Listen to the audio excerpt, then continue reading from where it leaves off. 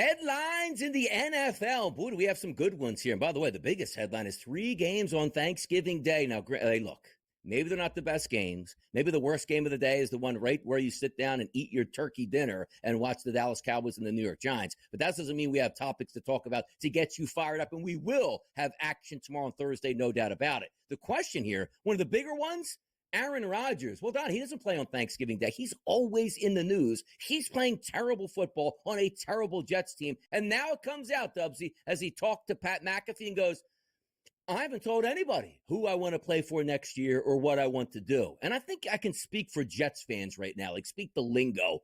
I don't think Jets fans give a damn what Aaron Rodgers wants to do next year. And if you probably poll Jets fans, even with the salary cap implications, I don't think they even want Aaron Rodgers around. So the best part about it is like Aaron Rodgers actually thinks he controls what's going to happen next year. And if he wants to leave, Dubsy, he's going to let the Jets know, I'm going to San Francisco because they don't want to pay Brock Purdy. That's what I'll do. Man, this guy's in the news every week playing bad football on a bad team, Dubsy. What gives?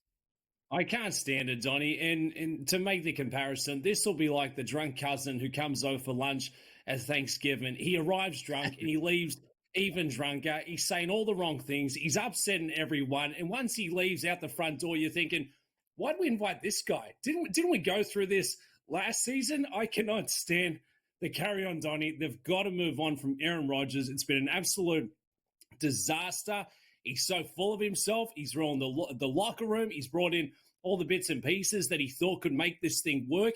It hasn't worked. They're one of the worst teams in the National Football League. And you look at the numbers and the metrics he's putting up. I mean, he's looked good at times, but he's also looked that he's 40 years of age. I mean, he is really holding this thing back. And, you know, I know sometimes it's tough to move on from a bad beat, but this has been a bad beat of the highest order for the New York Jets. The experiment, the test, the campaign of Aaron Rodgers playing for the Jets. We saw it last season. It didn't work out. They gave it a 2.0, another chance. They've done everything in their power to listen to him of what it would take, of what it would mean to win for this program, for this organization, and hasn't happened, Donnie. Cannot stand it. I've seen enough. Let's go. Get him out of there. Again, the quote, which sort of makes me laugh. It says, I don't even know if I want to play yet, but New York would be my first option. Nobody wants that's inspiring. Come on. Yeah, again, it's almost like that would be my first option. Does he understand how contracts work in the NFL? And the Jets go, if we want you to play for us, that's your option and your only option here. And also, somebody trading for Aaron Rodgers, what is it, a conditional 7th round pick that can turn into a 6th if he plays well? Like, nobody wants Aaron Rodgers at that price tag and his baggage right now. And you know what? I'd even take Tommy DeVito right now, who's not even 100% ready or healthy to play Thursday against the Dallas Cowboys. So my opinion here, Tommy DeVito didn't look all that great here. And what did we expect against the Tampa Bay Buccaneers, right? Should they go to Drew Lock in this spot or let Tommy DeVito play, I guess, where he's not even healthy? What are the Giants doing out here, Dubs? I mean, let's put it this way. Tommy DeVito is not a great quarterback. I hate to be that guy. I love Tommy Cutlers. I'd love to catch up with the player agent, the manager after the game, but he's not good enough to play. He's not good enough to play when he's banged up and injured. I don't think you're going to lose a lot by throwing Drew Lock into the fire. At least you saw what you've got there with Tommy Cutlers. I mean, he was 3rd on the depth chart going into last week for a very good reason. So going against the Cowboys, I mean, this is going to be an absolute pillow fight. Cooper Rush is going to look like a fantastic quarterback going against Tommy DeVito. So I expect DeVito will be good to go for this one. It is his throwing arm. That's a little concerning, but it's bruised and knocks. And guess what, Tommy Cutlets? That's what happens when you're playing a football game in the NFL, my guy. Get it together. Get out there. It's Thanksgiving Thursday. Don't eat too much on Thanksgiving Thursday. Aiden O'Connell, why? Looks like he's planning to start Friday against the Kansas City Chiefs. Good luck with that one. That should be fantastic. And also, Shaquille Barrett wants to come out of retirement. The Miami Dolphins defensive end feels like, you know what? I'm ready to go. But at the same time, Mike McDaniel's saying to himself, like, well, okay, we got to activate you. Are you ready to play? This is news to me. What's going on? Is it bad parlays? Like Shaquille Barrett coming back to the NFL, needing that scratch late in the season?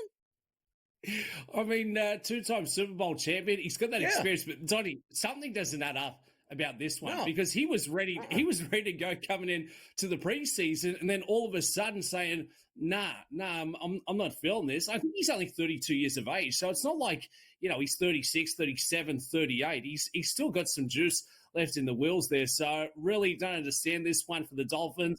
I think they would take it, could only bolster their chances. And yeah, for the Raiders, Aiden O'Connell at quarterback going against the reigning champs, the two-time champs looking for a third Lombardi. Good luck, pal.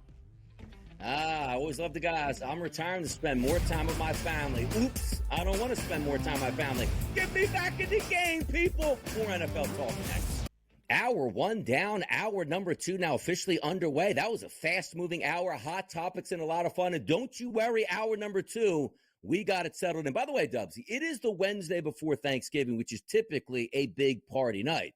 Whether or not you get together with the old blokes, as you like to say, or maybe some of the old high school friends that you have in the area, it is a relaxing night. For me, I like to go to bed early. I don't want to be around anybody, Dubs. What do you do on Wednesday nights before Thanksgiving? Someone told me, Donnie, it was a massive party week. I've been on a bender for the last 3 nights. I'm certainly going to keep the momentum going. No, I'm only kidding, Donnie. Maybe a couple of cheeky brews. Watch some of the sports. We got a little hoops to get after. So I'm charged up for tomorrow, Donnie. I mean, it's all about the sides for me. You know, the turkey. Yeah, big thumbs up. That's okay. But just give me the stuff and give me a little gravy. Give me them yams. I didn't even know what yams were up until yesterday. I thought it was a totally different thing than sweet potato, but I'm so charged up. I'm learning. I'm excited. We've got some great betting, some great wagering, and it's Wednesday. Just one more sleep, Donnie. So it's probably going to be a big night to answer your question. There's big fights out there between yams and sweet potatoes. Who's more nutritious? Who tastes better at this point? So certainly you're right. I love Thanksgiving. I love football. I love to relax. I love to eat. Everything certainly plays into that. But we do got to get there. And also, by the way, the boys on set tomorrow, Pro Football Today. We will be live in studio 10 a.m. to 12 p.m. to get you ready for these 3 games, which starts in Detroit. And Dubsy, by the way, being a longtime football guy growing up, you know, whether or not you had Thanksgiving at your house or a family member's house, you're on the road, it typically meant you would be in the car for the Detroit Lions game, but nobody cared because the Lions were horrendous and that game was terrible, where by the time you got to your destination, you were starting to eat, and then the Dallas Cowboys would probably be playing a good football game, and that really started your Thanksgiving day. And back in the day, Dubsy, there was no night game on Thanksgiving, which we do have. But this year, it sort of turns around. Maybe the best team in football is the Detroit Lions, and they start the day off against the Chicago Bears, favored by 10.5 points and a total of 48.5. My have times changed where the best team on Thanksgiving Day is now the Lions, and they kick off Thanksgiving Day. And for the Lions to be booked as 10.5-point favorites, I think that's the biggest margin they'd have to cover going back to 1968, going against your Eagles, Donnie. So with that, there's a lot of expectation for Jared Goff and Dan Campbell. Have not been great on Thanksgiving Day. 0-3 straight up from the last 3. So they're going to have to turn favors around here and spoil. And I think they got a really good chance of doing so. It feels like maybe, you know, the Bears are playing better football. They could stick around and keep it close enough. They're getting plenty of points. But the Detroit Lions at home in their building, fast track. I think they're one of the best teams in football. It's a holiday, Thanksgiving Thursday. They're a little closer to friends and family. I think this one has all the makings with both quarterbacks playing better football. I mean, not to say Jared Goff hasn't had a fantastic season, but King Caleb is suddenly looking better and better. Plenty of points. Up and back, up and back. I think it's going to be an absolute track meet. And I think the Bears could surprise a few people and stick around close enough. And to win this one straight up, absolutely not. Yeah, not a huge travel scenario for obviously the Chicago Bears going to Detroit, but it's still going to be a travel day. You are getting on a plane. And also keep in mind, when we talk about Dubsy, which I love to say, you play on a Sunday, right? Monday, Tuesday, Wednesday, you're barely practicing on that short work week Thursday, but it's a Thursday night football game, right? Now you take a look and you're playing the road team here that's got to kick off at 12:30 p.m. So now you don't need to get the extra 8 hours to maybe settle in and watch film or just get your wits together. It'll be an interesting scenario as it plays out. If we're looking at the touchdown scoring market here, which I always find fascinating, you saw David Montgomery in the last game for the Lions get banged up and injured a bit, but he's not being priced like that in the touchdown market. Jahmyr Gibbs at a minus 180 price at FanDuel, David Montgomery at a minus 170 price point here. And typically it feels like they both score each and every week. But this weekend, I'm actually, as soon as I say Thursday, looking a little bit more to Jahmyr Gibbs. Both of these defenses are good, Dubsy. So you are looking for points tomorrow. Is that correct? Yeah, looking for points, Donnie, from both teams. And Jahmyr Gibbs, love that play for an anytime score. Coming off 2 last week, going against the Colts. I think he got north of 20 carries there, so plenty of chances. I thought it was thunder and lightning, this 1-2 punch for the Lions. It turns out it's Sonic and Knuckles. They can call each other whatever they want, Donnie, but it's one of the best two tandems for the backfield that we see in the NFL. And with plenty of points, you can expect both running backs to get plenty of looks. And Jahmyr Gibbs, another strong chance of running one into the house. How do we feel about the Chicago Bears, too? Because they are getting double digits in this game. It is a division rivalry. It's a short week here. Sometimes you do get a little bit of sloppy football, but you saw that devastating loss 5 games ago to the Commanders. Spilled over on that game against the Cardinals where they didn't even show up on the road. Then you figured the Chicago Bears, Dubs, get a layup against the New England Patriots. They lost that football game 19-3. You had the Packers dead to rights. You get a field goal blocked and lose that one. Then you had the Vikings in a close game where you came all the way back, and you still lost that game 30-27. Sometimes the dam just breaks through, and we'll see if that is the case here against the Detroit Lions. But the focal point here, again, is the Detroit Lions. For me, the best team in the NFL. For me, the best team in the NFC, which includes my Philadelphia Eagles. The number 1 seed to get it, minus 260 price here, which they're in the lead to do right now, which is why they're favored. The NFC North, which is an incredible division, and teams only a game back, Dubsy. They're still a minus 600 to win the NFC North. To win the NFC title, it's already down to plus 145. And then the Super Bowl, look at that. Only a 3-1 price. Are we pricing Detroit appropriately here, Dubsy? And in your mind, are they the best team in the NFL? Yeah, I think that number tells us they are one of the best teams in football. I think we've lost value. If you're big on the Lions, that number's getting a little short for me, even considering how good they have been playing. NFC North, they're one game up here of the Vikings, but they're going to close that out minus 600. I mean, I'm not paying that kind of juice for, I guess, with the probability that there's still a chance that the Vikings could make a bit of a tilt. But NFC title, I certainly think they're the best team in football. I think they're the best team in the NFC, not by a big margin. I feel like the Eagles and the Lions certainly make a lot of sense as the top two. And then I think there's a bit of a drop-off to next in line there. So I'd be taking them to win the NFC. I think they would have learned a lot from last season when they lost Big Hutch earlier this year. I thought they were going to lose a bit of pressure on the defensive side, but certainly hasn't lost a beat. So they're playing some really good, really strong complementary football. Dan Campbell, what a job he has done with this franchise, with this organization the last few years. So the Lions, another good spot for them. They're just going to be cautious in this one. For the Bears, you highlighted, Donnie, a lot of close calls. They've struggled going on the road, but I think they could actually take a bit of confidence away from the last 2 weeks. And what have they got to lose? It's not the playoffs they're playing for. They're trying to figure things out, and I think they'll get after it.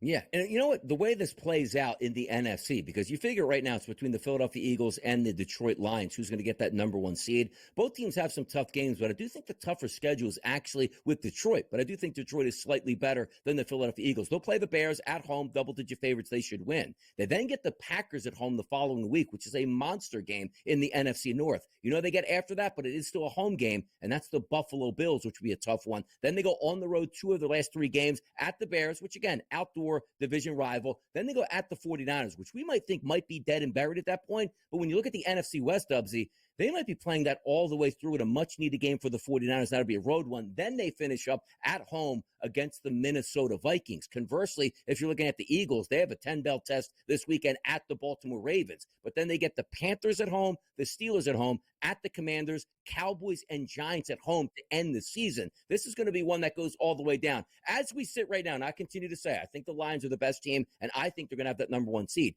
Do you think, though, it just goes through the winning team city who hosts that NFC Championship game? Because if the Eagles are at home, massive advantage against Detroit. If Detroit is at home, massive advantage for them against the Eagles. Yeah, I think the bigger advantage would certainly be playing in Philly there. The Eagles could wrangle top spot, but I think the Lions, best team in football. I think they could hold on to that record, but didn't realize how easy that schedule was for the Eagles coming into the house there, yep. Donnie. I mean, you've got to like your chances of rattling off, 5 wins? A really good shot. If they can get through the Ravens this week, things get a lot easier. If, and that's a big if the Eagles can go in and beat the Baltimore Ravens, I actually think they might get that number 1 seed. What a crazy season so far. Thanksgiving Day feast continues. New York and Dallas. We'll preview that game next. Game number 2, Thanksgiving Day, the New York Giants and the Dallas Cowboys. By the way, Dubs, let me ask you a question here. Thanksgiving sometimes is different in many households in when they eat. Coming from an Italian background, we usually eat a lot earlier. And granted, I like to eat earlier as well. I should be home around 2 o'clock. That table better be set, turkey ready to go, and let's feast. But I know a lot of families, Dubsy, eat later in the day, like maybe around halftime of that Dallas Cowboys New York Giants game. Eating Thanksgiving, like, do you have a preference on this, or what do you prefer? The earlier the better for me. I love it. Earlier the better for me, Donnie. And the best part about Thanksgiving is the leftovers, whether it be, later on a Thursday evening, roll it into Friday, maybe Saturday, let's stretch it out to Sunday, Monday. Stuffing doesn't go bad. So it's the early slate for me, Donnie. Get a nice, set of comfies, get the old sweatsuit out. And I tell you what, your boy's got to behave himself. I saw there were a couple of Black Friday sales down there at the local sports store yesterday afternoon. Tried on a couple of 32s. I'm like, maybe this is just a small make. Went and got another set of 32s. Turns out your boy's 34, maybe a 36 right now, Donnie. So we can get through Thanksgiving with minimal damage, but early slate for me and just be nibbling on winning tickets and on stuffing all afternoon. See, I hear the numbers there, Dubs. I thought you were going maybe a new wedge, like 58, 60, real nice loft there, trying those type of things. Yeah, that's the type of sales that we like here, trying to get your golf game better out of the sand trap here. But if we are looking Giants and Cowboys, not the most explosive matchup. And frankly, it's a terrible matchup between two bad football teams. But the intrigue is always there. I was really surprised, Dubs. Last week, the Dallas Cowboys went on the road and knocked off the Washington Commanders, and Cooper Rush led them to a victory. Now, granted, there were a lot of crazy plays in that game, which included a lot of great special teams flair for the Cowboys, but a win nonetheless when they were double-digit dogs. The Giants just didn't show up against the Tampa Bay Buccaneers. So now the Giants going on the road, that's a close number, plus 3.5. We don't know who the quarterback is. Let me start here, though. If you find out that Tommy Cutlets is in the game, or if it's going to be Drew Lock, do you have a preference on which side you'd rather bet or fade, depending on which quarterback is in for the Giants? Yeah, I like the Cowboys, and I'd love Tommy Cutlets to be there because we know exactly what we're betting on, and we saw it last week, and I guess you can expect maybe even, a slightly more banged-up version if he is to go there at game time. So I like the Cowboys in this spot. Cooper Rush is by no means a fantastic quarterback, but the odds makers continue to set his numbers low. Attempts, completions, his passing yards, I believe it's at 207.5 for this one. Fly it north. My guy's got a serious arm on it. He can get it downfield. They've got no run game whatsoever to speak of there. So I love the Cowboys in this spot. I know traditionally you look at the ATS numbers for Thanksgiving Day, only 2-11 and covering the spread here on Turkey Day. So it hasn't been happy sledding, but I really think this is a good spot for the Giants. I just don't know where they go from here, Donnie. It wasn't even a step forward in the right direction. Malik Neighbors, he's blowing up, saying we really didn't lose anything from getting rid of Danny Jones or gaining anything on that side as well. So I would rather have Tommy DeVito in the mix for the Giants, and I love Cooper Rush for a big afternoon here for the Cowboys. Couple different ways you can play this game, because I always like when the superstar player on the team, which is now Malik Neighbors, is furious. And he's telling the coaching staff, you're going to start throwing me the football down 30-0. That doesn't make a lot of sense. So I look early and often to Malik Neighbors. But also, I do think there's ways to approach this game. I'm not happy with the quarterback situation on both sides. And quite frankly, there is no playoff race for either one of these teams. But I still do think they're capable on the ground. They don't have great running games either side. But if we're looking for a sloppier game on a Thursday, Rico Dowdle, anytime touchdown market here at FanDuel, minus 105. Tyrone Tracy Jr., plus 155. Legitimate chance that at least one, or if not both of those running backs score can happen here. Also, you're looking at the rushing numbers. Tyrone Tracy, 63.5. Rico Dowdle, 68.5. They sound like elevated numbers, but I do believe this game is won through the ground. On FanDuel, we don't have any props for the passing market here from a Giants perspective, because we don't know if Tommy DeVito is going to play or if it's going to be Drew Lock. But if you are taking a look from a Cowboys number on Cooper Rush, who's banged up, it's just over 200 yards. So the thing of the matter is, sometimes we look at games that are bad. This game might be, but you get some great numbers and maybe some profitability on these numbers that you wouldn't get if that total was, Dubsy, 48.5, 50.5, 55.5, if you get the picture here. How are you playing this game from a prop perspective, maybe running backs and or wide receivers?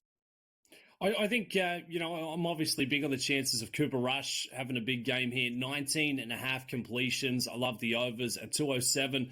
I love the overs for his passing prop. And who's going to be the biggest, benefactor from that? I'd say CeeDee Lamb. So plus 185 for an anytime score. I could see him snapping one off there.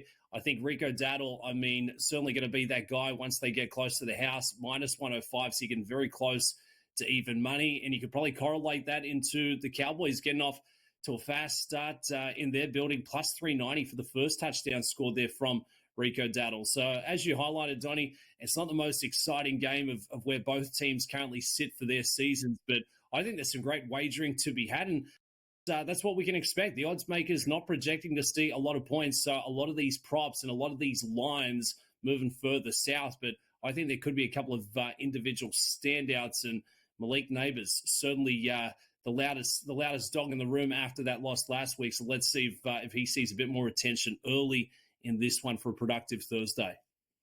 Yeah, most people would say, you know what, Dubs, we're looking towards Malik Neighbors and CeeDee Lamb at the wide receiver position. I already know now there's going to be a guy on the panel tomorrow going, Theo Johnson, over 50 yards. Like I can already hear that coming right through now. Let's go over some Cowboy topics also, because you heard Jerry Jones speak. When he speaks, sometimes it doesn't make any sense.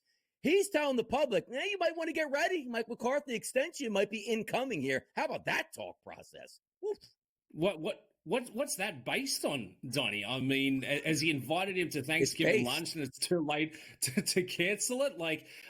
For the Dallas Cowboys, this America's team, we expect them to be vying for, top of the division, top of the conference. Once it's all said and done, you got to be winning rings, you got to be winning championships, and it just hasn't happened. And I feel like, the championship window, maybe it was open coming into this year with a lack of that run game, but I really feel like they've got to sit down and say, do we have the pieces we need to make a tilt at this thing going forward, or do we need to start the rebuild? And I think that would include with the head coach saying, see you later.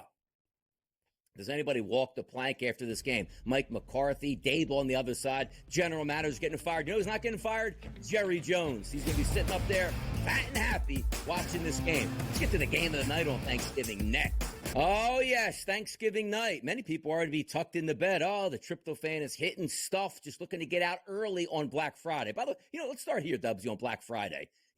Really an enigma in this country for so many years, where people would wake up at like 1 a.m., 2 a.m. to get in line at Walmart, Best Buy, whatever it might be, to buy that TV, to buy that toaster. But now online is taking control where you don't have to wait in line. Did you ever on Black Friday go out to a store and buy something? I don't know if I've ever, to be honest, I don't think I've ever done that early anyway at that point. Whereas now you never could buy anything online, Dubs. You have to go to the store. What a crazy thought. Yeah, there's two stores in my rotation, Donnie. It's Dick's Sporting Goods and Roger Dunn. Mm-hmm. Shout out product placement, Dubs. We would love a bit of free sponsorship. And mate, you got to get there. The only thing is, all the good stuff is not marked down. I'm chasing new Jordans, new Nike wheels, but they're still, as listed there. You're paying full MSRP if you know what I'm saying. But there's a couple of golf shirts. There's a couple of, leisure attire wears, if you will. And that's what your boy's chasing. I like the ones with the orange numbers on them, Donnie. 50% off or more. Yes, now you're speaking my language. So, mate, I will absolutely be there Friday morning. I'll be the first guy in line at Dick's Sporting Goods waiting to see what they got on offer. There you go. By the way, back in the day, too, like when the internet's starting to get around, where people were just crashing through the front doors of these places to make sure they got their toaster that was $9.99, great stuff all the way through. But we got bigger action on Thursday night to get ready for, and that's the Miami Dolphins and the Green Bay Packers. The Dolphins, signs of life here, Dubsy, looking to make a playoff push. The Green Bay Packers trying to stay in that NFC North race and continue to do damage. Cold, crispy conditions on Thursday night from Lambeau, a total 47.5, and the Green Bay Packers favored by 3.5. When you see those numbers, Dubsy, what sticks out? Yeah, it's the temperature, Donnie. Out of all those metrics and numbers, 27 at Lambeau, you've got two fish out of water. This has been, I guess, the biggest knock to the Dolphins in trying to make a run through the playoffs into the postseason. He struggles in inclement weather, and it's certainly going to be a cold and chilly one over there at Lambeau. And the Packers are playing better and better. They're playing some really good football. They've won 4 of the last 5. So, look, the Miami Dolphins, it's a must-win for them, but I just don't think it's the same Dolphins that we're expecting to see. It's not going back 12 months ago with that 1-2 punch. I know Waddle looked fantastic last week. He went for a monster. Tyreek Hill, the cheater, is just sitting in HN. He's obviously been put some massive numbers up there from that running back position. But I think there's levels to this thing. I think the Green Bay Packers are going to be very comfortable in their environment. And until I'm proved wrong, and we see otherwise from Tua and the Dolphins playing in conditions like this, it's really tough for me to bet. The toughest thing about this is that number at 3.5, Donnie. I mean, I feel like it's a fishy number. I'd rather take the Packers straight up on the money line and maybe throw it into a little two-legger to build a bit of value behind a little parlay. Yeah, last time we saw the Miami Dolphins in frigid, cold temperatures here, it was in Kansas City. They didn't perform, although, now granted, they were extremely injured in that game against the Chiefs, but nonetheless weren't there. If we take a look at Josh Jacobs in this game, he's the key player and the key component for me for the Green Bay Packers. You want his rushing props here at the FanDuel Sportsbook, 71.5, very manageable. Anytime touchdown market, a little bit expensive at a minus 165 price. So looking at the freezing cold conditions here, how do we feel about like a Devon Achane and Josh Jacobs, that ground game, Dubsy? What are we feeling? I think the ground game is going to be key. I think the Packers get off to a fast start, and there's a couple of different ways that you can play Josh Jacobs, and you can also play the Thursday football with a few of the specials we're going to get into a little later in the show. But I think Josh Jacobs has a good chance of being the lead rusher for Thursday through the 3 games. I think he is in line for a monster performance, and what a year, what a season he's putting together. Found a new life over there at Lambeau and playing for the Packers. So I think for Green Bay, with a fast start, they will try and control the tempo in this one. So it's really tough looking at the total. But Josh Jacobs, he's been nothing but class, and expect him to be that bell cow again there for Thursday night.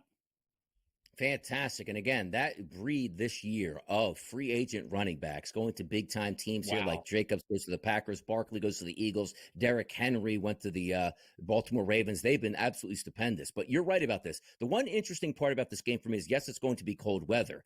You never really know what you're getting out of Tyreek Hill. That wrist is really bothering him. Set out a couple more practices this week. Short week in the freezing cold. That's never good for something like a wrist injury, trying to catch fastballs from Tua Tagovailoa. Jalen Waddle starting to finally come on with a decent week last week. 43.5 is his prop in this game. And if you are looking for action from the Packers side at wide receiver, Christian Watson, 44.5. Dontavian Wicks, 33.5. You take a look at Tucker Kraft, 31.5. So many different ways to go. We'll also take an outlook. Can the Dolphins and the Packers, their playoff pass, what's going to take place? We'll talk about that next. Dubsy and Donnie, right here in the morning. Let's take a look at some playoff opportunities here between the two teams that are going to face off on Thanksgiving night. That's the Green Bay Packers and the Miami Dolphins. I do want to start here with the Miami Dolphins because I think it's intriguing. They now sit at 5-6. Coming into the season, we weren't really arguing, are they a playoff contender? No doubt they would be, but injuries do sometimes come in and derail seasons. We've seen it time and time again. Tua Tagovailoa getting injured. Now he's back playing good football. We're waiting on Tyreek Hill to see if he's going to continue the season. They sit at 5-6 right now, Dubs. Playoffs to make it, a plus 240 price, which is manageable, and a Super Bowl, the expectations at 70-1, probably not so manageable. If the season ended today, before the games even started this week, the Miami Dolphins sit in the 8th seed in the AFC, which would be one game out, should I say one team out, of making the playoffs to the Denver Broncos. The teams ahead of them, the Chargers 7-4, the Broncos 7-5. And as I said, the Dolphins 5-6, and still teams behind them, the Colts and the Bengals, with realistic options to maybe make the playoffs. How do we feel about the Dolphins, Dubsy, making the playoffs? Too far of a bridge to cross here, or it looks like they might be able to get it done? No, I think it's too much of a gap, too much of a margin to make up there. 2 games, you got 3 teams sitting on 7 wins. We'd have to see a little further aggression from the Texans, Chargers, and the Broncos, who have got a pretty good run over the next couple of weeks there as well. And looking at their schedule, I think it starts this week, Donnie. They would certainly help their chances if they could get it done going against the Packers at Lambeau. But if they were to drop this one and suddenly they're 3 games back, you look at their schedule and what would be held in their destiny. They get the Texans in their building over in Houston, but then to close out, I mean, they've got the Jets twice. You really don't know what you're going to get with the Jets at this point of the season. Is Aaron Rodgers actually going to close this thing out? Could they, come up with a couple of big performances? So there's question marks against the Jets there twice. And then you've got the Browns and the 49ers, a couple of teams who haven't been fantastic, but could certainly show up and cause a bit of chaos when they are on. So, no, to answer the question, Donnie, I do not think the Dolphins are going to be playing playoff football. They're currently 2 games back, and I just don't see a way in which they can catch up that margin and make a way into the wild card spot. Like, there is a lot of football to be played. There will be a lot of upsets, but it feels like if The Miami Dolphins can go on the road and beat the Green Bay Packers. Boy, they have a legitimate chance at getting in because the expectations and the odds built in are they're supposed to lose tomorrow, which will put them another game back of the teams in front of them. Let's flip the script here and take a look at what the Green Bay Packers are going through because, quite frankly, having a very good season themselves at 8-3 and not getting a lot of love. Neither do the team that's sitting ahead of them, the Minnesota Vikings, who are 9-2. It's like, wow, look at this division because why? The Detroit Lions sit in first place at 10-1. But we look at the outlet here for the Green Bay Packers. The playoffs minus 1,800. I do believe they make it in. They're a quality football team. They have the wins, even though they play in a tough division here. Super Bowl price point 17-1. But their remaining schedule, which starts as them being favored tomorrow, taking on the Miami Dolphins. Then you flip it over.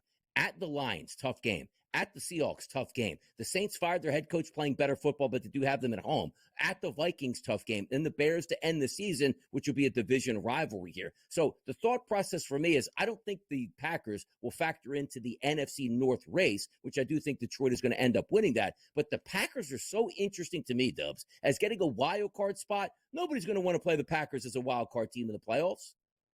You would not want to go near them. And I feel like they're sneaking under the radar, Donnie. They're a little chilly on the old betting board because, they started the season dealing with injuries to star quarterback Jordan Love, but suddenly they've been playing some really good football. After the first 4 weeks, the only game they've lost was to the Detroit Lions, who it sounds like we both consider to be one of the best, if not the best team in football. So I don't think they can take, top of the division for the NFC North, but I certainly think they can pick up 2, maybe 3 wins to close out the regular season, and that's going to be enough to punch their ticket into the playoffs. And yes, certainly would not want to go against this Green Bay Packers team when they're on.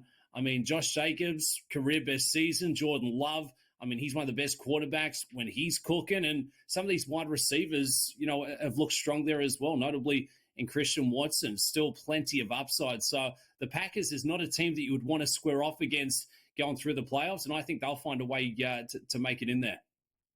Yeah, really, really good division. My goodness, that NFC North, incredible. The Chicago Bears actually aren't a bad football team. You just have the bad fortune of playing in that division. But let's move ahead here to Black Friday action, which, again, the Las Vegas Raiders are going to travel to take on the Kansas City Chiefs. You look at that price point, Dubsy, 12.5, a total of 42.5. My first indicator is always like, what? Who's laying the points with the Kansas City Chiefs at minus 12.5? So I ask you that question, Dubsy. Are you laying the points with the Kansas City Chiefs on Black Friday? Absolutely not, Donnie. I mean, this is not a field goal or a touchdown we're talking about. This is a significant margin. And one thing we've seen all season long is, the reigning champs, they find a way to win these games, but they also find a way to struggle and allow some much weaker oppositions to hang around close. Now, it's the Raiders with no Gardner Minshew. We've got Aiden O'Connell, but I just think that this will be a low scorer. I don't expect to see plenty of points, and at 12.5, cannot touch it. I think the Raiders could be, set for a bit of a surprise on Friday afternoon. I think they're going to give the Kansas City Chiefs a bit of a test. Not to say that they're capable of winning this thing straight up, but Kansas City Chiefs, maybe look for them in the first half to cover that line, and then they'll just cruise, try and lean on that running game and chew the clock and just be done with it on Black Friday so they can get the shopping carts out and meet your boy at Dick's chasing some of those discounts. So it's a big margin, lofty number for a side that, I'll tell you what, Donnie, they cannot blow a poorer team, a lesser team off the field. They just can't. I'm telling you, look, last week, you got that nice early lead in the first half, but the Chiefs do what they always do, take their foot off the gas. Oh, wait a second. Let's wake up and score some points. They can do that. We'll see of that approach because it is a division rival here. And also keep in mind, this game's played at 3 o'clock Eastern. 35-degree temperatures in Kansas City. No precipitation, not a lot of wind there, but it will be a chilly environment for a dome team like the Raiders going outside. But the adage is, come on, Kansas City over a touchdown. How the heck can you actually lay those points? Let me get a little bit off topic before we get right back into this game, Dubsy. Black Friday football games in the NFL. And this is a bad one, but I love it. I love the fact that I'm getting a mid-afternoon game in the NFL on Friday. I love it. How about you? I love it. It's fantastic. Yeah. Right now, Donnie, we are in the thick of it in football season. Not to knock the NBA Cup or, some of the hockey slate that we've got going on. It's football. Okay, I'm knocking it. Nobody wants the NBA Cup. Yeah, the courts, they're horrendous. The hockey slate, no. Tell me when Ovies reached that milestone, the Capitals are vying for a Stanley Cup. We won football. We won NFL. We won it on Black Friday, and we absolutely got it. I don't care If it's the Panthers taking on the Raiders, I want to watch it. I want to bet on it. I think this is going to be a great matchup, and I think it's going to be shockingly a lot closer than what the odds makers are telling us. You look at that total, Donnie, they're not expecting points, but then they're expecting the Kansas City Chiefs to blow them off the park. I tell you what, if the Raiders can put up 10 points, they're covering this one. By the way, quick thought process on the NBA and the Cup. It is a stupid thing that they do here, but I actually have they ruin the courts. But to be honest, if you do flip around an NBA game on a Tuesday or let's just say a Friday, and you see the horrendous court, like that means it is an NBA Cup game. So I don't even think was that like the intention? Like when you turn it on, the court looks ridiculous. Oh, that's a reminder that it's a Cup game. That's kind of hilarious to me as that plays out. We don't get that in the NFL on Black Friday. They're not going to go to like a gray field or a red field at this point to let you know the game is going to be played. But there are some opportunities that you can certainly make some money. Here's the question, Dubsy. Isaiah Pacheco, full participant in practice yesterday. He looked like he could have played last week. They held him out. Are we seeing Isaiah Pacheco on Friday? And also, Dubsy, if he's playing, he's getting in the end zone. Yeah, if he's seeing reps, I think he would. But, I mean, for me, Donnie, probably a cautious play there. I'd want to see how much action, how much productivity he's going to, see on the field from Andy Reid. So maybe a leave alone. But, look, I guess we're going to have to wait on that mail coming across later today, going through tomorrow. And if he's expected to be a go and he's getting the starting one reps, absolutely play on because it will be smash time football, smash mouth football. They'll lean on that run game. And once they get close enough in that red zone, step aside. Here comes Isaiah Pacheco for a little house call. The battle of the tight ends here. Travis Kelce, no doubt about it, Hall of Famer. He sits at 53.5. Brock Bowers, new upstart rookie out of Georgia playing for Vegas. He's at 61.5. Who's going to show who here in that battle? It's Friday, Black Friday football. We got more football previews. We're only getting started here, people. It's hour number 2, and we will be right back. As we start to look forward to December football action, which, by the way, will be taking place this week. Did you know the first of the month is Sunday, December 1st? And that's the Pittsburgh Steelers and the Cincinnati Bengals. The reason why I wanted to bring this game up and have some fun with it, because this is a massive game for the Cincinnati Bengals and the Pittsburgh Steelers. You saw, Dubsy, the Pittsburgh Steelers waste a game on a Thursday night in cold temperatures, snowy temperatures in Cleveland. Never should have lost that game, but they did. Open the door for the Baltimore Ravens, who kicked through it with a victory over the Chargers. So now the Steelers, who can't afford to lose another game and lose their grip on the AFC North, they take on the Bengals off a bye week. With a loss by the Bengals, will end their season. It doesn't surprise me. The FanDuel Sportsbook here in New Jersey opened up at 2.5, Dubsy. It's still sitting at 2.5. Other outlets even moving to 3s here as a favorite, not for the Steelers, but for the Cincinnati Bengals in a total of 47.5. Paycor Stadium, Sunday, 1 o'clock, 28-degree temperatures in Cincinnati. Cold weather football, who's getting it done?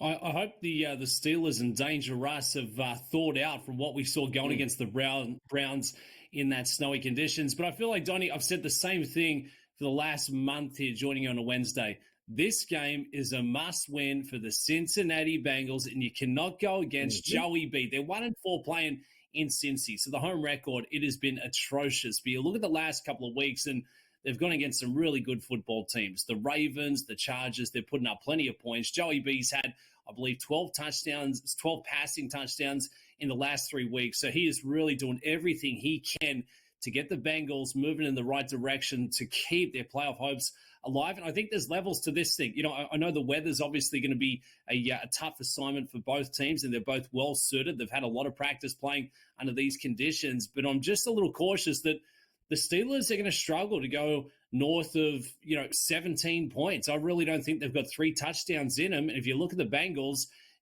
Tomlin's going to send everything at them, including the kitchen sink. But I just think the Bengals and that offense is not going to be enough to slow down. I think they could put up plenty of points and cover that number at 2.5 to cover a field goal, 46.5. So the odds makers are telling us that it's going to be, some scoring on show. But where's it coming from for Pittsburgh? I know Russ has looked better at getting it vertical down the field there, but I just think there's levels to this thing. And the Bengals motivated. Joey B, who's been absolutely in his bag, I think they shot with a big performance.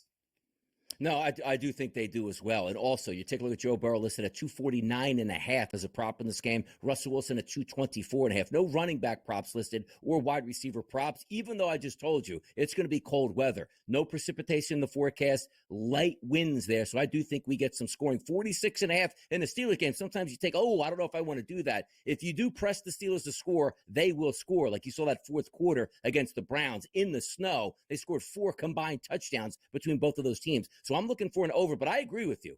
Joe Burrow, T. Higgins, and Jamar Chase in that game will certainly be keys for me here. Now, if we do keep it in the realm of AFC and who's going to win the AFC North, maybe the biggest game of the day, and I can't wait to watch this play out because it includes my Philadelphia Eagles. 4:25, December 1st, which is Sunday afternoon. The Ravens, 3-point favorites over the Philadelphia Eagles. And how about this? A total of 51.5 now, up from the 50.5 you're seeing on the graphic. Is this a Super Bowl preview, Dubsy? It quite possibly could be, a battle of the big contenders, 2 of the best quarterbacks in the business. And what's wrong with the Eagles, Donnie? I mean, I feel like everyone outside of you is, continuing to not buy stock. They have been playing some really good football. Jalen Hurts has been phenomenal. Saquon Barkley. I mean, some of the running backs that you highlighted have come across to new teams. King Henry, Saquon on the mix here for this one. This is going to be an absolute fantastic showdown. Both teams playing some really good football. For the Ravens, Lamar Jackson, they figured out a way against the Chargers. And I tell you what, they can just get it done with so many different, avenues offensively. If the run game's not clicking, they can get it downfield. Zay Flowers, he's been fantastic. Mark Andrews, I tell you what, poor old Isaiah Likely. He had a good year last year. See you later. Mark Andrews, he has been absolute, clock turner, if you will. But look, Donnie, it's a close one as expected. I think the Ravens, I'm leaning towards the Ravens. I don't want to upset you, but if the Eagles are the real deal, and I said this earlier this week, if you like the Eagles and winning this one, this will be the spot where everyone outside of DRS and the rest of the betting public say, okay, yeah, we're wrong. The Eagles are absolutely flying, and they're a freight train. If they take down the Ravens, watch out. They could win the whole thing.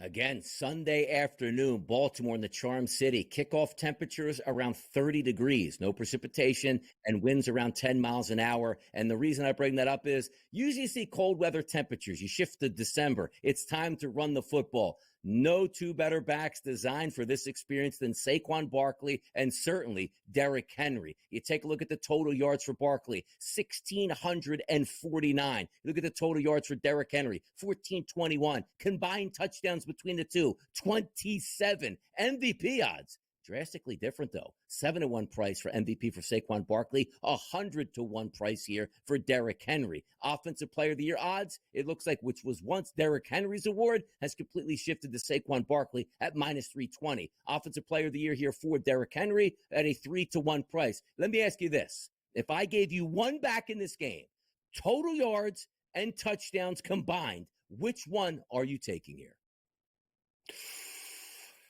Oh, Donnie. Saquon Barkley, don't go against it if it's not broken. For the Eagles to continue winning and to continue this hot hand, it's got to be through Saquon Barkley. He's an absolute superstar. He's picked up the style points along the way. And, working against Derrick Henry is, I think Lamar Jackson would probably take a bit more production with that run game away from Derrick Henry, more so than Jalen Hurts would away from Saquon Barkley. So give me Saquon. Look at those numbers. Truly wild, fantastic stuff. And Donnie, this is what upsets me. I think both players should be in the mix for the MVP conversation. I know we've got those massive numbers there, but they're not going to get the award. They would have to do something wild, but the seasons they're having, absolutely spectacular. Yeah, we'll wait to see some of those practice reports coming out because Devonta Smith didn't play last week with hamstring issues. We'll see if he practices this week. That could be a key cog. Why? Because the Baltimore Ravens have the 3rd best rushing defense, according to Pro Football Focus, against Saquon Barkley. More football coming up next. Those Buffalo Bills are on deck. What a Sunday night treat it could have been. The San Francisco 49ers and the Buffalo Bills, the best team in the AFC versus the best team in the NFC. And maybe one of those is correct with the Buffalo Bills having a great season, but the San Francisco 49ers continually disappointing on a week-to-week basis. And maybe it's not their fault. Maybe it's injuries. They're coming into Buffalo under 500, staring at 5-7 right in the face. Because why? They're a 6.5-point dog here at the FanDuel Sportsbook to take on the Buffalo Bills in Buffalo. The Buffalo Bills come in rested and ready. The 49ers come in, we don't even know if we're going to have our starting quarterback. So you look across the landscape. The line opened at 4.5. It's up to 6.5. Other outlets even reporting as high as 7s today. Cold, windy conditions in Buffalo, and Brock Purdy headed for more MRIs on his ailing shoulder. Dubs, we'll start here. If the San Francisco 49ers do not have Brock Purdy in this game against the Buffalo Bills, what's your thoughts on the Niners actually being able to pull off the upset? They don't have a chance with Brock Purdy or without Brock Purdy. The Bills are absolutely flying right now. Buffalo coming out in big fashion. They've been really good against the number as well, 7-4 for the season. It's close to a touchdown. It's a big spot there. But for the 49ers, we say time and time again, Donnie, you are exactly what your record tells us you are. They are a 5-6 football team. It's been very unfortunate that they've had such a bad run of injuries. You know, for Shanahan, he's trying his best week in, week out, but we've seen the last couple. They just do not have what it takes to mix it with some of the big boys, and they just don't have the fitness. So whether Brock Purdy is going to be out there in the mix or not, I certainly like the Bills to chalk up another win at home. 5-0 undefeated for the year thus far. If Purdy were to be a go, who have we got coming in the game? Brandon Allen, Josh Dobbs, the spaceman? Please. It's not enough. They just don't have it. So it's the Bills for me, Donnie. If it's the Detroit Lions, it's the best team in football. Buffalo, Joshy Allen putting himself right in the mix of that MVP. They should. I mean, really, the Bills should win this game going away. We're not even sure if Bosa is going to play in this game. Trent Williams sat out last week, one of the best offensive tackles in football. If he plays, that will be a big difference. But if he doesn't, that's certainly another loss. But if they drop to 5-7, it's not as if it's like, okay, the injuries will stop and we'll get some easier games on our schedule. You are going to take on the Bears, who are still going to put up a fight. You're going to take on the Rams, who are in that division fighting for the same playoff spot and division lead that you are here. And then you're going to take on the Miami Dolphins in Miami, who have a legitimate chance to still make the playoffs at that point. And then you finish the season with the Lions, who definitely will be playing for that number 1 overall seed and the best team in football. And then you end the season on the road against the Cardinals, who, again, are in your division and probably still fighting for that same playoff spot. If I gave you a free bet today on the Niners making or missing the playoffs, where would that bet go for you, Dubsy? Miss it, Donnie. Miss it. You know, NFC West is probably the most wide-open division that we speak about on the weekly, and it really hasn't got any clear of who's going to finish up on top. But I just don't think the 49ers have what it takes to make a bit of a run. You just went through that schedule. It's one of the toughest schedules coming in to the house, and you're facing off a couple of divisional foes who are, you know, have got a much better billing of health. So for the 49ers, it's a long season getting longer, and I just don't think they're going to have it against the Bills. And I think some of their familiar foes within the division could be getting set to pick up a win. And I think with that, it's going to be a little too late, a little too early coming out of week 13. So NFC West, Donnie, it is still up for grabs, but I just don't see the 49ers as being the team to take it. I think the Cardinals will do their best. And again, the Rams. I know they've continued to disappoint the last couple of weeks, but that's the team with upside for me. You look at it, 6 straight wins for the Buffalo Bills, and coming off a bye and at home against an injured 49ers team sets up to be a recipe for success for the Buffalo Bills, and also moving forward for the Bills. After this game against the Niners, they have 2 tough road games, at the Rams, then at the Lions here, before they get the Patriots, Jets, and Patriots to end the season. So if we're giving them a win, which again, things will play out on the field against San Francisco, I think it's if they just split the Rams and the Lions. Boy, they are looking good, even for the possibility of that number 1 overall seed if the Chiefs can falter just a little bit down the stretch. So 2 teams looks like moving in the opposite directions right now, Dubsy, with the Buffalo Bills. But if we are bet, Christian McCaffrey hasn't looked all that great coming back. Is he getting that heavy dose? Like, what's one way you can bet the 49ers with a chance to win, at least in the props market? Would that be your guy? Yeah, I think so, and probably towards his receiving yards. I think he'll get a couple of catches out of the backfield, especially under these kind of conditions. If they know the run game is coming, get it out the backfield. It's not going to matter if it's Brock Purdy, Dobbs, or Allen. They can certainly connect with CMC for a couple of easy yards. Fading the public, Dubsy, it's what we love to do, but also we love to ask the question to the public on what they like best about Thanksgiving Day. Find out what we asked the public and also which way Dubsy and Donnie voted. Hour number 3 is on deck. Baby, we're just getting started. We'll be right back. 2 hours down. Hour number 3 now officially begins right here on the early line. Donnie Rightside and Dubs Anderson. What a morning we've had. So many games to go over. And quite frankly, it feels like a football Friday. We are getting the table set, pun intended, for this week's football action, Dubs. It's been fast. It's been furious. It's been fun. How about it? I cannot wait, Donnie. What a week and what an afternoon of sports we have to look forward to. And tomorrow, I tell you what, cannot come fast enough. I've been in the backyard. I've got the big tub of grease. It's boiling. I've got the frozen turkey. I'm going to dip it in and watch. This time tomorrow, I'll be a viral sensation of how I burnt the top of the lid off. So cannot wait for it. Love turkey here. Absolutely love everything about Thanksgiving. But we like to reach out to the people at this time with our Fade the Public. And typically, fading the public has to do with a game, a side, or a total. That's not the case today. At SportsGrid, our Twitter/X account, the question was asked, what is your favorite part of Thanksgiving? Now, they asked Dubsy that question officially. They asked some guy named Rightside VP, who's not responding back here. But the people have responded, Dubsy. The 3 answers: family, football, and food. For me, it was always going to be football, and that's the leader in the clubhouse at 40.5%. But man, if we didn't have football on Thanksgiving Day, it would be kind of odd. Like growing up in high school, we played our Thanksgiving Day, and then obviously after the game, you go eat and all that good stuff. So football and food go hand in hand as well as family. But that's a tough choice, Dubsy. Football and food. I might have to say, like, what if you had to give up?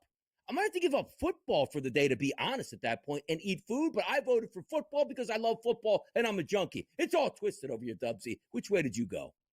If I had to drop one, Donnie, it'd be family. I mean, I couldn't do Thanksgiving without food. I couldn't do it without football, but I could absolutely do without catching up with some of the family. Yeah. But for me, it's football. It's what makes it such a great tradition, a great afternoon. And look, food and family absolutely there as well. And I guess it's just a complimentary afternoon of all the great things in life. I mean, what else do you really need? Maybe a couple of winning wages in the mix. That would certainly be nice, but there's nothing better from, getting up to the dinner table, making that way back to the couch. You've got the games playing in the background. You've got the tickets fired up on the old laptop, the iPad, on the phone, and watching along. It truly is one of the best betting days, one of the best days of the year, bar none, for a lot of different reasons, but a lot to look forward to, a lot to be thankful for, including the family. But football, number 1, food in second, and then that third choice fills out itself. What about you, Donnie? What took your number 1?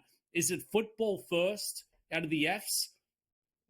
Yeah, look, it's it's funny. Drop the family here right at this point, because you're right. Like, if you just sat me in front of the TV with no family and still gave me food and football, not a bad night, man. To be honest with you, it's a good night. To be real. But by the way, we get legitimate responses back a lot from our Thanksgiving questions and whatever questions we have. But there's 2 responses here, Dubs, that came back, which are kind of interesting. One is from OA Soda, and it says, "Oh, definitely the pie, and giving unsolicited advice to my grandchildren. They love that part." And then ask the question, "What about you, dear?" So I don't know if that now are we reaching out to the grandmas out here, because your boy DRS was flaming some grandmas for the Chicago Bears? We're getting grandmas to respond back to the Sports Grid Network as that untapped market. Or how about this one from Baby Balquist? "It's the most wonderful time of the year to win big. Join this channel now and start making your holiday season merry and bright. Link in bio." So I don't know who's going to question the link in the bio there, but those were the 2 responses that people wrote in, Dubsy. How do you feel about that? A grandma and somebody trying to link their bio with us here. Can you send me that link, Donnie? I've got a couple of free hours this afternoon to research some of these cases for tomorrow. Yeah. But Donnie, I tell you what, all these holidays work out the same. With family, fantastic. Without, that's the great thing about the Sports Grid Network. We are your family going through Thanksgiving Thursday. You can join us and have a couple of laughs and a couple of winning wages. But it's always the small talk that gets me. You see the cousin, the uncle that you haven't seen in 6 months. You don't care how their job's doing. You don't care of what they've been shooting on the golf course. You don't care about the new truck or, the secondhand whip that they're bringing to Thanksgiving lunch, but it is what it is. You go through the ebbs and flows. That's always the tough part for me. So, Donnie, I'm going to throw you on the spot. Give me a topic of conversation. If we run short through the football games and I'm forced to sit there at the dinner table and the TV is, I dare say, turned on mute or turned off, what can I go to? What can I have in that back pocket to just get everyone vibing in the right direction? Yeah, see, that's the tough part about it, because usually I'm the one that's like, you know what, I don't feel like talking to anybody here, whether I go to a family member's house or my own house here. I'm usually zoned out by myself. And maybe a nice little conversation starter pack in my household is always just rip the Cowboys. No, you can't, Dubsy, you cannot go wrong. You sit down, you eat, the Cowboys are on, you laugh at them and how bad a season is. Anything to do with the Cowboys in my household on Thanksgiving, which is always for decades, just go like, if the Eagles aren't playing on Thanksgiving, which is rare they are doing that, you always can just root against the Cowboys relentlessly, Dubsy. So from my perspective, if you just trash the Cowboys on Thanksgiving Day, it goes over well with the majority of your guests. Okay, love it. I've got no issues trashing the Cowboys. I'll keep them on the hit list. And what a Thursday looks to be, Donnie. Fantastic food, friends, family, and firing off winners with some great specials in the mix as well. Yeah, let's get to some of those specials and have some fun. By the way, specialty there for you, Dubsy, dessert style. Like, I love pumpkin pie. I love coconut custard pie. I love apple pie here. Your favorite desserts before we get to some of these desserts at the FanDuel Sportsbook, what are they? It's pumpkin pies smothered in whipped cream. I'll take 2, maybe 3 servings. And it's not even the pumpkin. It's just the crust that you get to once it's all said and done. Oh, yum, yum, yum. You're making your boy hungry, Donnie. I'm hungry. I'm hungry for winners on Thanksgiving Thursday. Let's get it. I certainly am. And how about some of these winners here at the FanDuel Sportsbook, if you can plug and play here for us? There will be 6 football teams participating on Thanksgiving Day in the NFL. Some of these options here, how about this? All 6 teams to score a touchdown at minus 290. Yes, it makes some sense. It does. But price point's too high for me, Dubsy. Like, I look at that Dallas Cowboys game and go, yeah, we should get touchdowns from both sides, but maybe we don't. Is there a team, like, if you had to choose here, which team would leave you out of scoring a touchdown on Thanksgiving Day to lose that bet for you? Oh, good shout. Who's going scoreless? I mean, I'm big on the Bears putting up points. Field goals. It'd have to be the Giants. It'd have to be the Giants. You know, whether it's Tommy, Cutler, Drew, Locke, or whoever else you want to put out there in the mix. I think they could be the team that struggles the most. And with that, you know, there's a couple of different specials you can jump into. Biggest blowouts, closest margin. But I'd say that's who I'd bank on. Out of all these specials that we're seeing on screen here, Donnie, I mean, any play to have a pick 6 at plus 195, that's probably the standout. I've chased a few of these other, you know, more exciting, adventurous bet types before, and it just hasn't worked out for me. Yeah, so also the Triple Crown market here, Dubs. You're a big horse racing guy here. Leader in the clubhouse would be Jared Goff, most passing yards, Amon-Ra St. Brown, most receiving yards, and Josh Jacobs, most rushing yards, 44-1. Now, I'll tell you what would be wild, right? The correlation is what you probably need. It's like, hey, well, I think CeeDee Lamb leads the day in yards receiving, but you don't take Cooper Rush. So I do understand where it's Jared Goff and Amon-Ra St. Brown here. But if we had to do your own Triple Crown on Thanksgiving, Dubsy, who would be the 3 Triple Crown horses for you that would be able to come in? Donnie, that was the ticket. I've got it punched in here. Plus 4,400. The Jared Goff would lead passing yards. You can correlate that with his number 1 threat, Amon-Ra St. Brown. They're going to be Ford-filled, dome, enclosed environment, so they can air it out. And I'm expecting plenty of points from the Bears. So up and back, star quarterback combining with star wide receiver. So we like those first 2. And then the Packers, they're going to lean on that run game. Josh Jacobs, who's having a career season, I think they set the tone early in that one. The Dolphins are going to struggle trying to play catch-up. Goff, Amon-Ra St. Brown into Josh Jacobs, 44-1. You teed that one up for me, Donnie. Alley-oop, let's cash. Yeah, it should be a fun one to watch that because it feels like we're leaving out that middle game on Thanksgiving Day, but it is what it is. Big news, breaking news in the NFL. This is the earth-shattering stuff that we like to provide you right on the SportsGrid Network, particularly right here on the early line. Daniel Jones has a new team, Dubs Anderson, and that new team is the Minnesota Vikings. Said he had several options, but thought this would be best for him. Daniel Jones to Minnesota. Your thoughts here? We got to get these.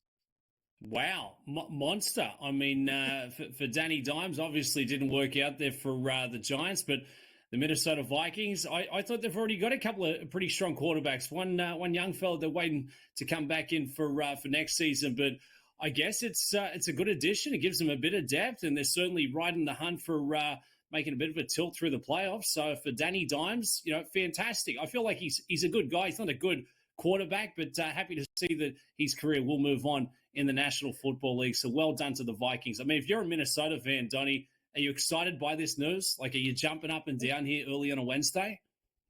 To be honest, you're going to a team that has a really good and smart offensive coordinator. So I guess the thought process is, yes, I still want to be in football, and if somebody goes down, I can play, and it is a playoff team. I get that. But also from a perspective of the Minnesota Vikings, is this telling us that they don't like Sam Darnold all that much at this point? Like now, we're talking Daniel Jones. This is Joe Montana going over to the Vikings in his prime. But does this mean that they're unhappy and they want to push Darnold? And how does Darnold have this? Of course, hey, great, man. Welcome to competition. It's kind of an interesting move because I thought he might have chose a team like, and I didn't think he would go like, let's just say the Philadelphia Eagles, where you have no chance to absolutely play unless that quarterback gets injured. But you just want to get with a winning franchise. Like Daniel Jones is with a losing franchise in the Giants and probably forgets what it's even like to go through a competent practice or even have a legitimate chance to win football games. But it is interesting that Minnesota made this move. So in that perspective, I don't know how I like this because I don't know why Minnesota actually made the move. Is it because they get Daniel Jones in the building, but he's not going to be their future guy because J.J. McCarthy was drafted last year and they like Sam Darnold? So it's an interesting move for me overall, Dubsy. Yeah, it really is. And I feel like, Danny Dimes is Sam Darnold 2.0, maybe, the B version of Sam Darnold. Like, what's he really bringing to the NFL? His processing is slow. He's got some arm strength. He's got some athleticism, but you wouldn't trust him in a big spot. Would you really trust him coming in for a new scheme here, making that push towards the playoffs over Nick Mullins, who's currently sitting at that 2 spot in the depth chart? And then once we hit the offseason, it's going to be all about JJ McCarthy coming back in and trying to vie for that top spot. He is going to be your guy. That's why you drafted him. And for Sammy Darnold, I mean, he started off, this season like a house on fire, has sort of tapered off, but he's still going to give them the best chance to win football games. There's no way in which you'd bring Daniel Jones across saying this is a positive addition. He's certainly got more upside than a Sam Darnold. So you bring him in to learn, get up to speed, to be in the building for what though? What's the longevity of this business decision? I don't really get it. I thought Danny Dimes was, to your point, Donnie, going somewhere where he's either going to be contending for a ring or he's certainly going to be that clear, second choice. And if we do get an injury, it opens up a wide seam for him to come back as a starting quarterback in the league. But it is what it is. The Vikings add a bit more depth, and Danny Dimes gets a sign of life. Yeah, it is. It's a good move for him because he could have just taken his ball and gone home. The pay is going to be the same. Like, he just sat around and had a good Thanksgiving and those holidays and tried to pick a team in the off season. But you want to stay in the NFL, right? You want to keep the tack sharp here, get out there, make sure you're in those meeting rooms, and also learning from a legitimate franchise that looks like it's on its way up, as opposed to the Titanic, which the New York Giants currently are on right now. We'll see how it plays out, but we thought that news was interesting. Daniel Jones signing with the Minnesota Vikings for the rest of the 2024 season here. Time to talk some action, time to have some fun. It's the early line, and Wednesdays are guest days here on the network. You know me, it's Donnie Rightside. We just had Dubs Anderson, fantastic 2.5 hours on the show, but we're going to close it out with Joe Lisi, who I was just informed is now the sole owner of 98% of the Solana out there in the Bitcoin/coin world. Joe, is that correct? You are a big buyer in Solana today. Let the people know. No, will you stop, Donnie? You don't misinform the public. Yes, I'm a big crypto guy, but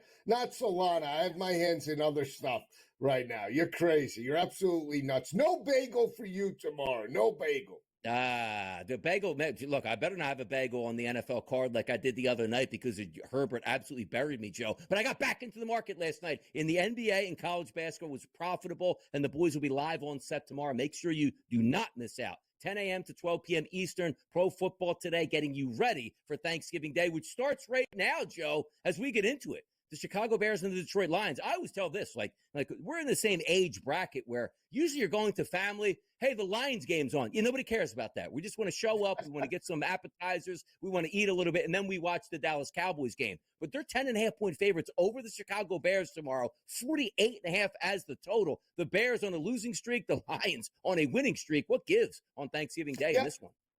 Yeah, I mean, it's an intriguing game. I mean, Detroit's as hot as any team in the country in terms of the NFL, and I'll throw in college football. They're just, beating teams into the ground. Did it again against Anthony Richardson in Indianapolis, covered the 7.5-point number as a road favorite. They come back home. I was sort of impressed with Chicago's offense in the second half against Minnesota. We saw Caleb throw for 330 yards, 2 touchdowns. They get the onside kick, can't win it in terms of overtime, but from an offensive perspective, we saw maybe Caleb Williams turn the corner just a little bit with new offensive coordinator Thomas Brown. I'm not suggesting that they win this game, Donnie, tomorrow, but 10.5 in a divisional game, I mean, that's just way too many points. I know Chicago's dead and buried in terms of the wild card picture, but I'll take the 10.5 points. I think Detroit wins. I do feel, though, we get through the 48.5. I think the over is the way to go tomorrow morning.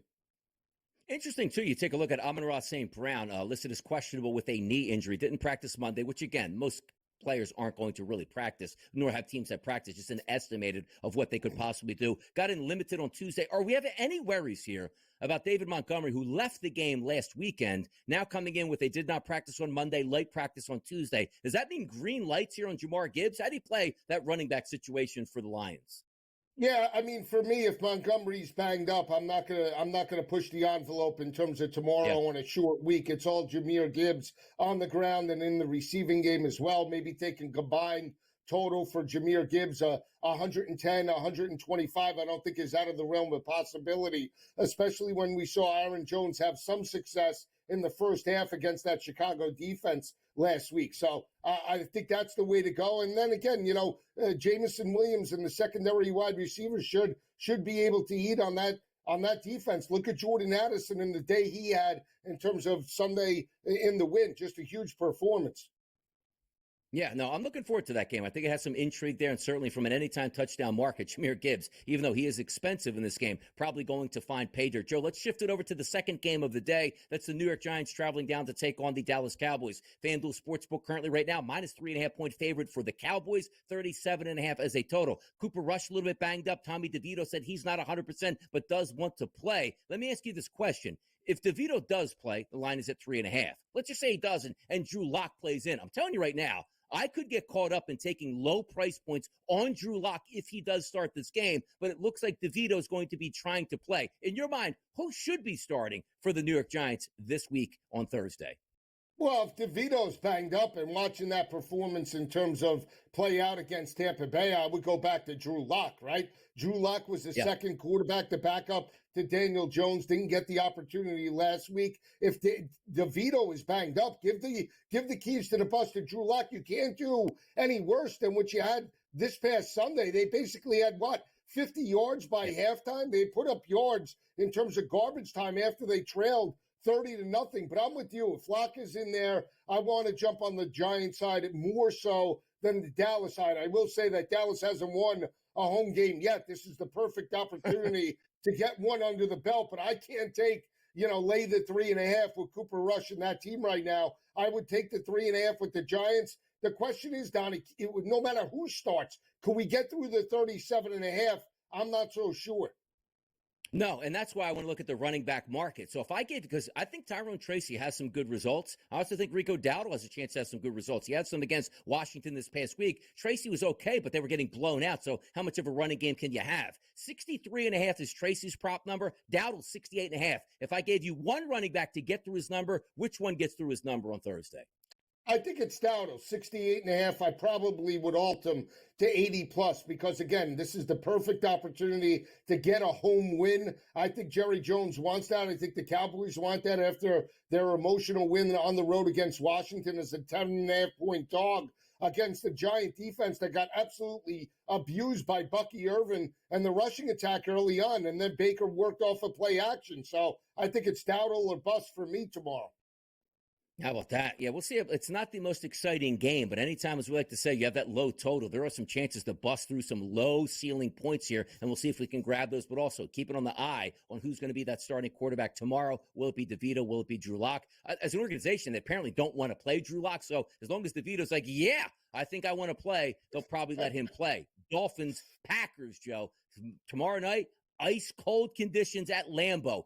3.5-point favorite, which to me seems a little bit light there on the Packers. 47.5 is a total. Tyreek Hill looks like he's going to give it a go in this one. Jalen Waddle woke up last week. Josh Jacobs has been phenomenal for the Packers. How we play in this one? I think over 47.5, but I'm gonna surprise you maybe. How about this is maybe a breakout game for Tyreek Hill? I know Waddle hit pay dirt last week. Tyreek Hill was underutilized. It seems like more so to the Packers side. Let's throw caution to the wind. I'm going to take a shot that Tyreek Hill breaks out with maybe 90 to 100 yards receiving in this matchup. I just feel like he's due, and I think you're going to get cheap value. His number over the weekend was only 60.5 to get 100-plus this past Sunday. He was like in the area of almost 2-1, Donnie. So I think the numbers will be right for a breakout performance for Tyreek Hill. It does seem odd, though, that the Dolphins are only getting 3.5 on the road. We know it's going to be cold. I'm inclined to maybe take the 3.5 with Miami, but I really like the over 47.5. How about this? If you're looking for Tua Tagovailoa, who's healthy now and playing good football, look at his pass catchers here. Tyreek Hill, anytime touchdown, plus 150. Jalen Waddle, anytime touchdown, plus 230. Jonnu Smith has been one of his favorite targets now, with Tyreek Hill being a little bit banged up, plus 250 to get into the end zone. So if you are looking for a game that you figure could have some juice, those guys certainly might be able to provide that. Now, Joe, we're having a little bit of fun early on the show with some of these Thanksgiving Day specials, tapping into these markets. All 6 teams to score a touchdown, minus 290. Other than any player to have a pick six, plus 195. Any player to have 75-yard receiving touchdown, 9-1. Anybody going deep on tomorrow for you? Anybody getting that 75 plus for 9-1? Oh boy. I tell you what, would it be Jamison Williams or maybe DJ Moore for Chicago? Or I like Tyreek Hill. I mean, I think this is a perfect opportunity. Knowing how the Dolphins played against Kansas City, where they lost and got beat up in that cold, type of environment, this is going to be a similar situation with all eyes watching. Their playoff hopes are on the line. I think Tyreek has a big day, but the 6-1 is pretty good value. I will say the pick six as well at plus 195 to me, Donnie, has great value. So, yeah, you might get one of those in that Dallas game. Those quarterbacks might not even know who the heck they're actually throwing to at that point. Now, we are going to talk more football in the next segment. We're going to shift it over to college football. We need Joe Lisi's take here on some of these ranking spots and also some of the projections on some of these first-round games that could take place. And if you do want to bet, Joe did DM me before. Parlay, Solana over $250 by the end of trade today. Parlayed with the Buffalo Bills on Sunday. It's a winner, baby. We'll be right back.